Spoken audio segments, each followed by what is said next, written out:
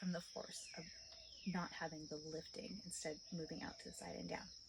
So when we are doing these exercises, we can, just kind of throw our pelvis around, or we can be mindful and conscious of that lifting, drawing energy, and that relaxing, releasing energy as we go.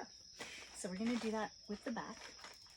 So drawing upward, when we're doing a sustained draw with a muscle, we want it to be at only about 30% of our contractibility. So it's just a mild engagement of the belly muscles.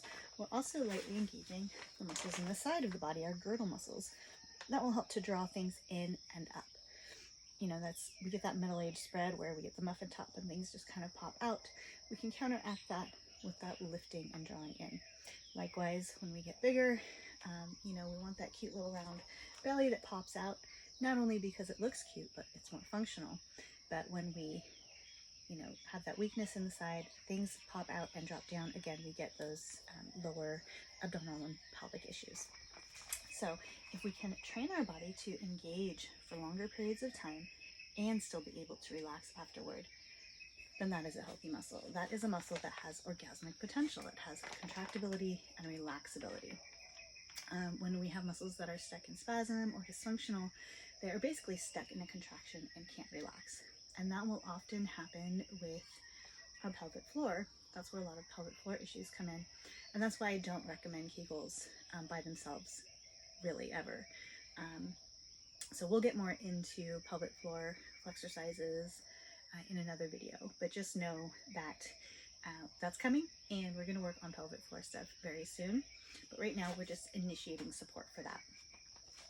So with the sacrum up and down movement, when we contract our back muscles, the pelvic bowl back is tilting up.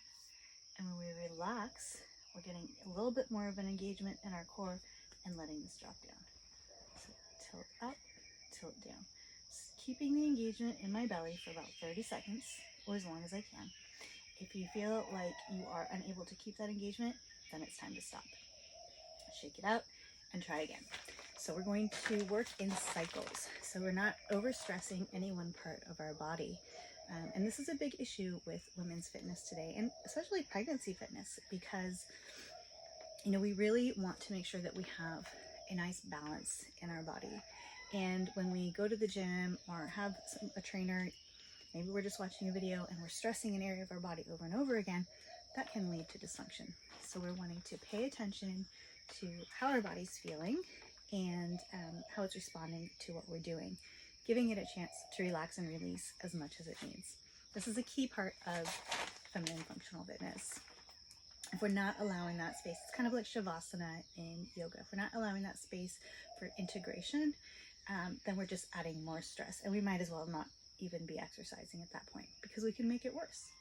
And we don't want to do that. We want to get better. We want to feel great in our body.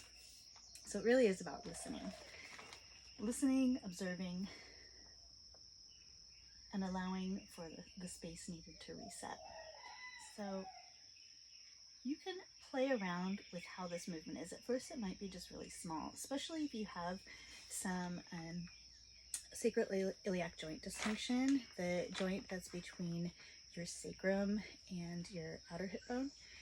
If sometimes that will slide, especially if we've done too much intensive yoga, or we run a lot, or we sit a lot at a desk and don't do counterbalancing movements.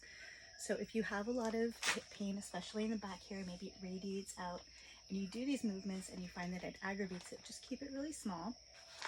We'll work on exercises to help relieve that. So for right now, just if you do experience that, keep it small. Otherwise, you can explore what your range is. So mine's doing pretty good right now. I haven't done a lot of movement yet this morning, so it's not as great as I would like. It's a little stiff. But the more we do it, the more it loosens up. And the more we integrate it into our daily routine, the more it becomes a part of our lifestyle, the stronger we'll get and the better we'll be able to contract and release this area. And that's really important. It's really important for ability to give birth. When we contract our glute muscles for stability, that allows the front of our pelvis to really open up and expand. But often we have so much tension in our glute muscles that we just can't do that. So let's shake it out. Shake out the booty. Take your legs out, shake out some of that tension. We want to get rid of as much tension as possible. And so this is, we're just shaking it out. You can bounce. So these are called primal movements. And primal movements are movements that we've done since we were in the womb. They're movements that are evolutionarily